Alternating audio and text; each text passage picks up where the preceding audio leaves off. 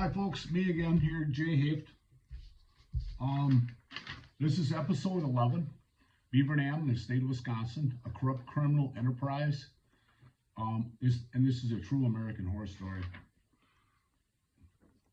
Please help if you can. Stuff like this is just unimaginable.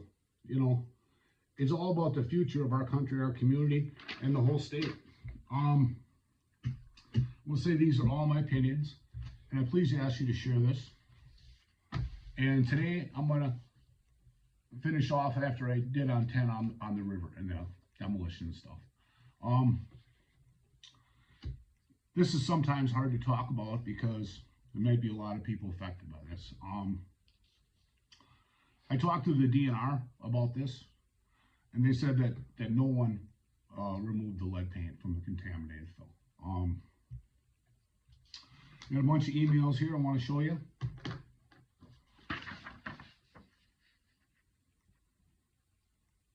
Okay, this is an important one.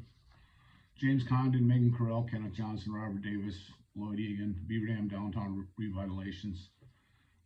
And then it says on top here, what is happening with the J. Haft building? Then on the bottom here, it says, at the beginning of May, Kennedy anticipates turning over the work to WDS and remediation of asbestos and lead paint will commence. Like I said, that according to the DNR, that no one removed lead paint. Well, Tom Kennedy definitely knew there was lead paint in there contaminated. And the reason I say this is because, just for an example, like the Masonic Temple, you'll see in here that before 1978, when it had the lead paint ban, most of the paint had lead in it, because it made for a better, stronger, longer lasting paint. Like the Masonic Temple, just for an example, I would just estimate, you know, like I said, these are estimates. I don't want to mislead people, but, you know, it'd probably be 100 gallons to paint that, just that one building. And then you figure with the 11 buildings that were torn down and stuff like that, and a lot of this stuff went down into the river and got washed good and clean and taken down the river. And who knows where it all ended up. You know, lead is a heavier contaminant, and they basically filled in like where all the buildings were and past the bridge and stuff down there, all with the building materials. The company that did this, they showed up with no dump trucks, and I thought it was kind of funny because I had talked to one of the local contractors that bid the job, and he explained to me that they bid the job to do it legally, okay? And I heard a company out of Chicago and basically had no dump trucks and stuff. You know, I figured, how could they bid it the same way if they weren't going to haul anything out of there? My opinion, that is bid rigging, because they're not only supposed to have a fair process for the bidding, but they're also supposed to give special attention to the local community and try to help the local contractors. There's another DNR email here.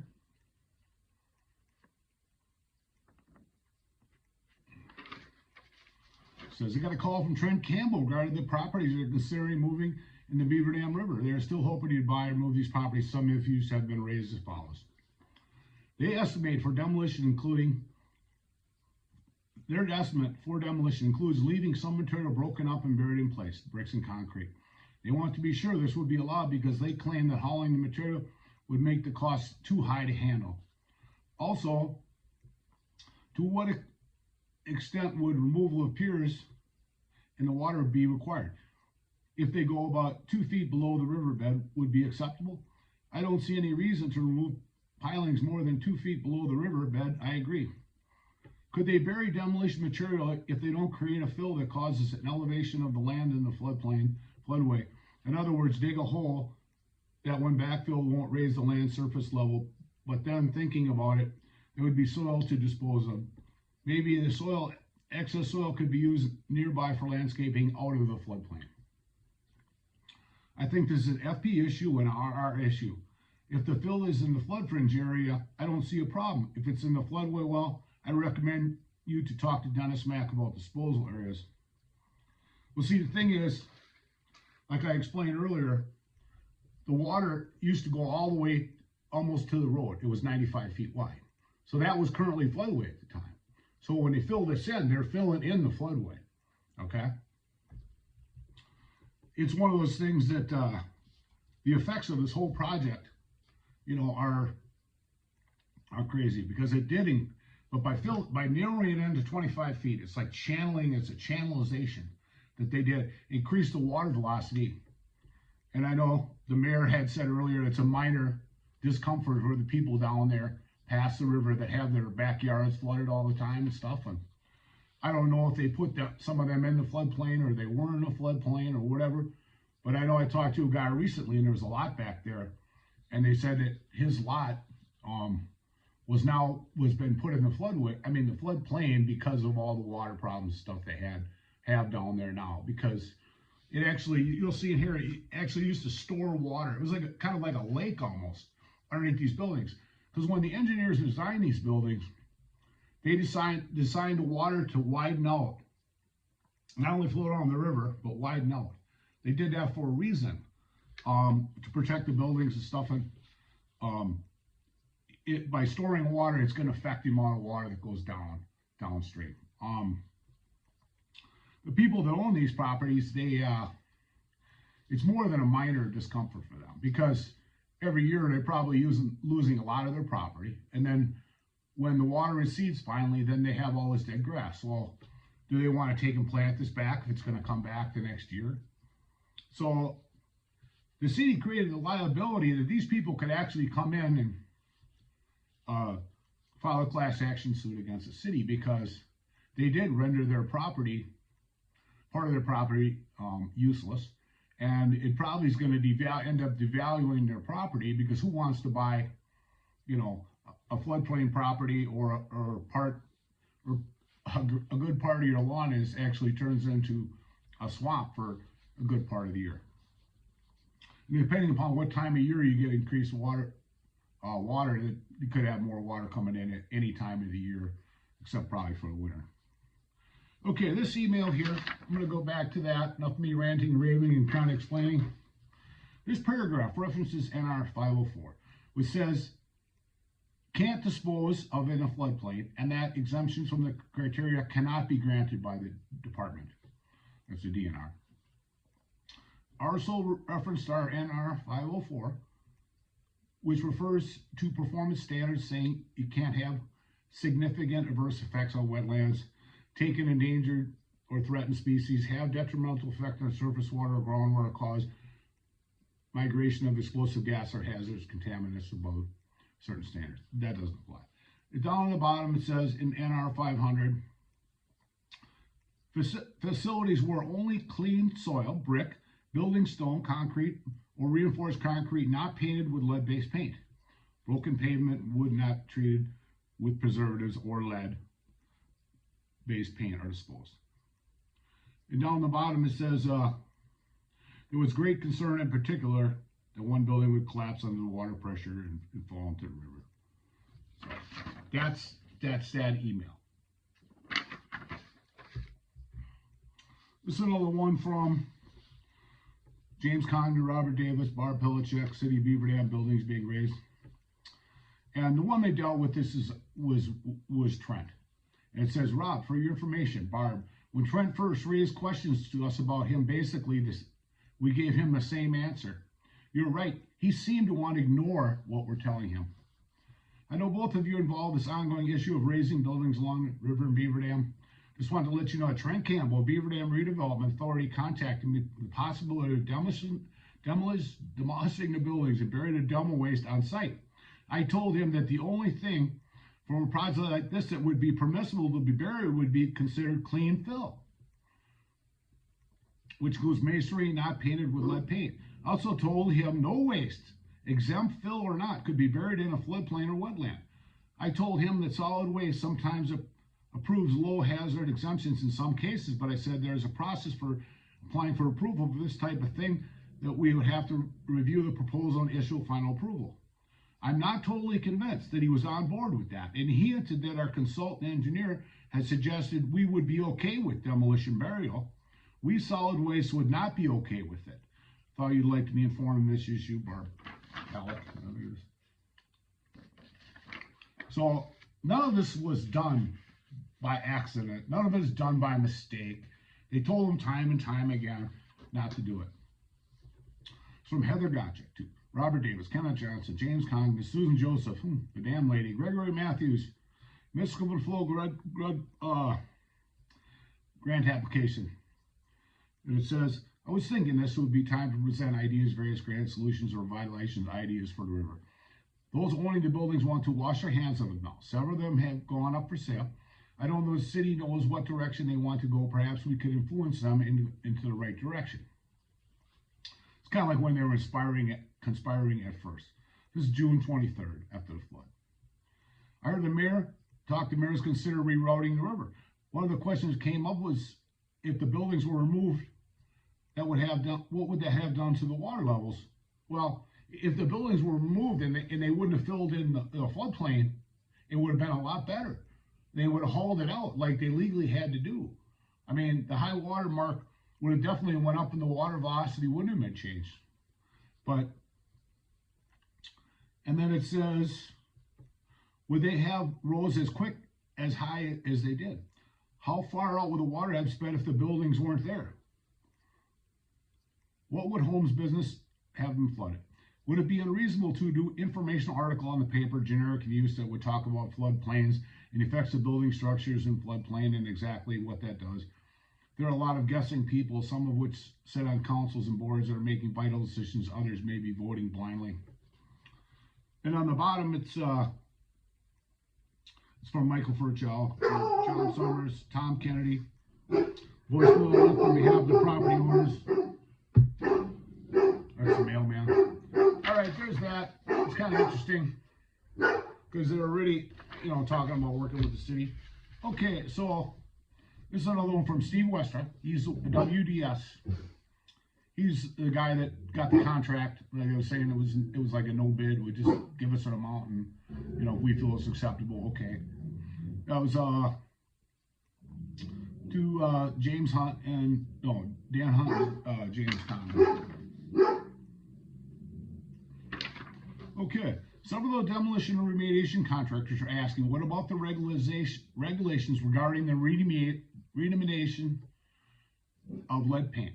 So far, I've deflected those questions as I don't know the correct answer. I believe you and I discussed this previously. I certainly have received conflicting responses on the issue. I don't know how you could, because you can't do it. Can you give me a definite response on this or point me in the right direction to get same? What I would like to know with a degree of certainty is whether brick, stone, mortar, and cement, which normally can be filled in a project like this, can still be on-site fill if it has lead paint on it or not.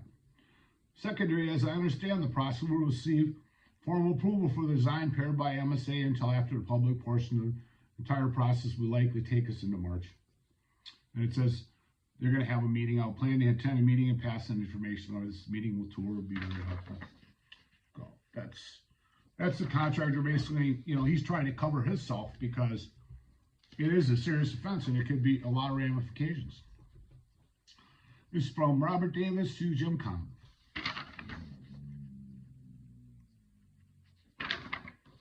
Here's the information I got from the R&R program about leaving the building material in place after demolition. It is my understanding some material could be left as defined. The problem is I'm seeing is that it cannot be left in the floodplain. I mean, the floodplain is the distance, outside of the river. I explained that earlier, up to, that could be within a 100-year flood. That's quite a bit of area. Additionally, it specifically says the department cannot grant exemptions for this requirement. There are other requirements. I believe that an exception variance should be possible for others. I'm not sure. There would be some places to dispose of material that would not be in the floodplain and possibly up by Juilliard's. I think the city may need to look more closely at this issue. Let me know if you know anything about this and how you think we should let the city know. Then the bottom it says, this is from Dennis Mack to Robert Davis, or Pellick, or whatever. They have part of it right, but are missing some pieces. Facilities accepting only the types of solid waste defined in 500 are exempt from regulation provided they are not located in a floodplain and certain performance standards are met. Therefore, if any of the solid waste was on specific types in 500 A location close to the river appeared to rule out disposal in place. I'm including below the part of NR 500 code series applies, because those properties, I believe, are in the floodplain. That's kind of what he's referring to. So this is what they call pre-demolition and environmental checklist. Okay, this is about lead paint.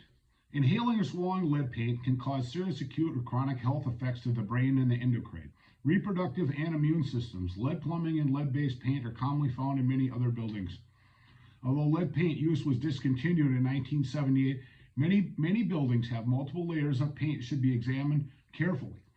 When recycling demolition debris, dispose of painted wood in the landfill. Do not burn or chip wood containing lead paint or use it for landscaping. State law prohibits the sale or transfer of any fixture or any object containing lead-bearing paint that might be placed upon any surface of a dwelling ordinarily accessible to children. And the thing is with the lead in the children is because they're growing and stuff, and they don't have the body fat, most of them, that older people have. And I guess it's stored in fat and stuff like that. And this is one of my main concerns with this, because with the river and stuff, see, you know, I estimated, you know, at least somewhere around 1,000 gallons or more. You're talking 10,000 pounds of lead paint. And because they filled it above the river level, this lead is heavier. It's not as heavy as gold, but it's quite a bit heavier. So it's going to sink down and stuff and eventually work its way with the water into the river. Plus all the stuff that went in there when they did the demolition. So it's one of those things that, can you really say it's safe for the people in the community to eat the fish in this river? You know, that's my biggest question. You know, I would recommend the city should put up signs. You know, the people can still fish, you know, but the catastrophic effect is this: can someone actually say safely that it is safe to eat these fish? Because we have bottom feeding fish, which dig in the mud, filter out the soil and stuff for nutrients and like little organisms or whatever, like bullheads, catfish, and carp. Now, a lot of people eat carp, but some do. As far as the bullheads and the problem is the small bullheads and the catfish, the game fish can actually eat those. And then they ingest it, and it gets into their system. So, and how safe is it to, you know, because the fish go back and forth. So who can say how far that it's safe for these fish, you to eat these fish out of this river? So if your child has any symptoms of this, I think you should call up Trent Campbell from Beaver Dam Area Development Corporation and ask him if he'll pay for your test, okay? Because he's a real family man, Trent, I guess. So if he'll pay for your test, and if your child, you know, finds to have lead in there, call Trent back up and ask him what he can do for your family. Okay, so this is another email here. These are for your comments, Jim. The more I think about it, the properties that are proposing to move are generally either completely over the water or at least partly over the river, over the water. Because like I was explaining, that the water went underneath the buildings. And if it needed to, it could go almost to the road. I think that if they are proposing to place material where it's currently open, that it may be defeating one of their goals of lowering upstream flood elevations. I guess we should verify what they are talking about. But I don't think we can allow fill to be placed in where there's currently no material. Any thoughts about this? And then in the bottom it says, not a call from Trent Campbell regarding the properties considering moving to Beaver Dam River. They're still hoping to buy or move these properties. Some issues that have been raised as follow. So they did raise the flood elevations because they did fill in the floodplain with all that. So in the channelization. This is Wisconsin Department of Natural Resources. Concrete recycling and disposal fact sheet. Not stuff that I'm making up. This is what they say, the DNR. Okay, who's responsible to determine what type of paint is on the concrete, whether it's lead bearing? The property owner. What's the city? Because they bought these buildings. Individuals carrying out renovation or demolition projects. And then it says, so tell me again exactly what painted concrete should have the paint tested for lead. The paint will be processed and or used under a rule exemption for fill aggregate or concrete to concrete recycling. The structure was built before 1978. They said they're all 1900. Well, I'm not sure exactly when they're built, but I know that all of them were built before 78. Paint other than latex-based paint before 1978 may contain lead at concentrations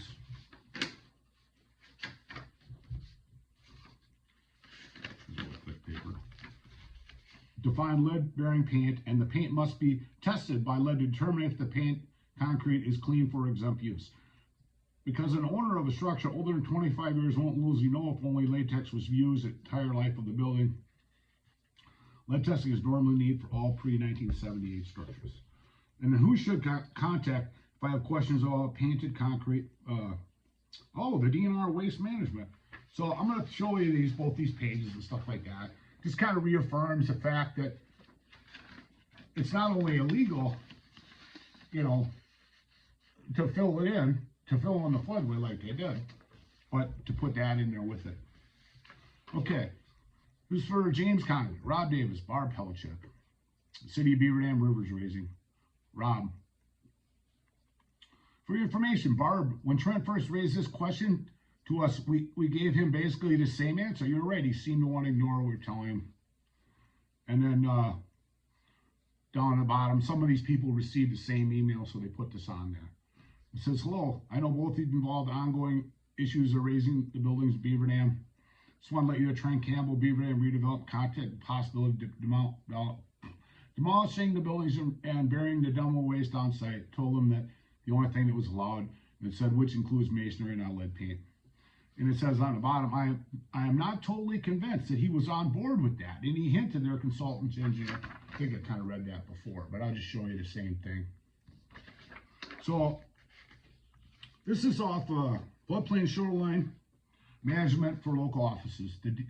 And I'll show you that now before I go ahead on this. This is very interesting on here. It says the DNR cannot prove any rezoning until it was determined that all affected property owners agreed to the increased flood height resulting from the Department of Rezoning. This evidence should include the following documents from the community and should be reviewed by the DNR's regional floodplain staff before DNR approval of the amendment. It says the engineering analysis showing the effects of rezoning, including a map of all the area affected by higher flood elevations. A list of property owners and affected owners that will be increased by 1/100th of an inch. An easement filed with the Register of Deeds, with each property owner's signature increasing to the increase in flood height their property will be subject to, is known in the analysis, because it does devalue their property. I'm sure that it's not in the Register of Deeds. You can go over there and check if you want. Document of all the affected communities' amendments to their floodplain zoning maps or profiles. Notification of all communities affected by an increase. The community's amended ordinance certified by the clerk as a true copy ordinance. A Class 2 public hearing and notice. Proposed project plan showing grading or filling that result in the subject property area being physically incapable of conveying flood flow. The enforcement is primarily responsible of the community. However, the DNR provides assistance to communities for monitoring and enforcement activities. So, I'll show you that if you want to read it, the whole thing. I took the most important stuff. Okay, now this is a copy of the city's permit that they got, and this is from Dan Hunt, waste management specialist. It says they've reviewed it and attached a copy of the permit. I'll show you that first page, but the second page basically has the stuff on it. That's that. That's page 2. This is actually page 3. And then this is page 4. But I'm on page 3 here, number 20. It says this is when they gave them permit to do this, okay? They have to follow the guidelines, okay? You must not deposit or store any of the removed materials in any wetland or below the ordinary high mark of any waterway. All removed materials must be placed out of the floodway of any stream. So that, like where my building was, they tore my building down. I don't know if they took the lead paint on there. I never asked the DNR on that, but they did fill it in there. That whole wall, all the way down there, those were wide. That was the floodway. Now it's a channel. So this is their property, permit to do the work, and they didn't follow the permit. Like I said before, the DNR let the city do anything they wanted to. I mean, these are the results.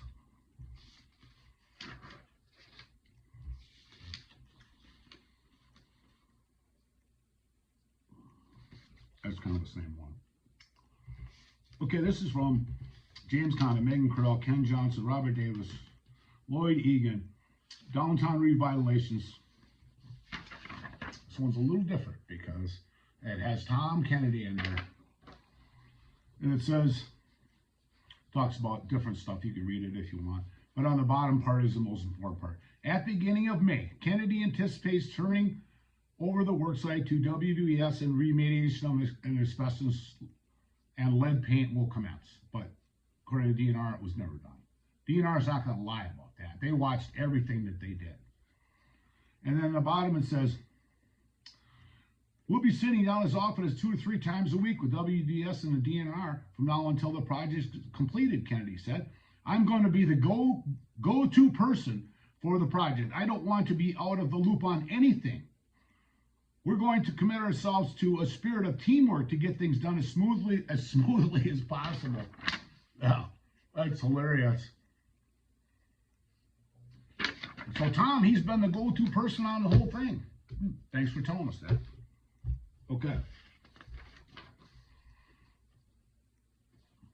That's kind of the same as the other. But I want to put this out there. This, I went to the Department of Natural Resources to have a meeting once a month. They have it in these luxury places.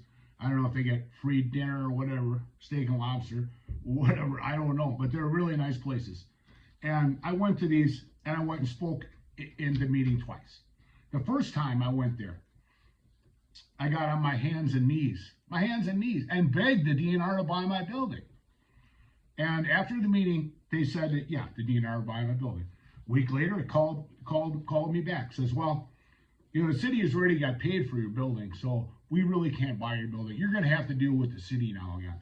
And the thing about it is I got caught in this web of terror, fraud, you know, multiple payments from my building, you know, and I don't know what they did with the money.